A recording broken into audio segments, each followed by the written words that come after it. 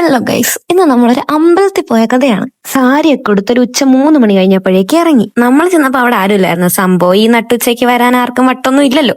എവിടെ കുറച്ച് തണലുണ്ടോ അവിടെ പോയി നിൽക്കായിരുന്നു ഞങ്ങള്. കാലൊക്കെ ചുടുചുടാ പൊള്ളുന്നു. അപ്പോഴേക്കും എന്റെ സാരിക്ക് എന്തൊക്കെയോ പറ്റി. സാരി ഉടുക്കുന്നതൊന്നും പതിവുള്ള കാര്യങ്ങളല്ലല്ലോ. അങ്ങനെ അത് അവിടെ നിന്ന് ഇവിടെ നിന്നൊക്കെ ഊരി വരാൻ തുടങ്ങി. ഒരു സാരി പോലും പിടിക്കാൻ അറിഞ്ഞൂടെ എന്ന് ചോദിച്ച് എന്നെ വഴക്ക് പറയുന്ന സീനായിരുന്നു ആ കഴിഞ്ഞത്.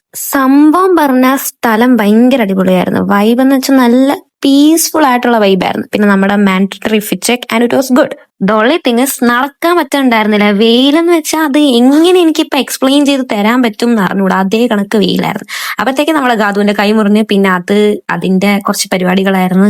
നമ്മുടെ ഹോസ്റ്റലിൽ നിന്ന് നടന്നു പോകാനുള്ള ഡിസ്റ്റൻസ് ഉണ്ടായിരുന്നുള്ളൂ. 1.3 കിലോമീറ്റർ സംതിങ്. അങ്ങോട്ട് റാപ്പിഡോ ബുക്ക് ചെയ്തിട്ട് ഇങ്ങോട്ട് നടന്നാ വന്നേ.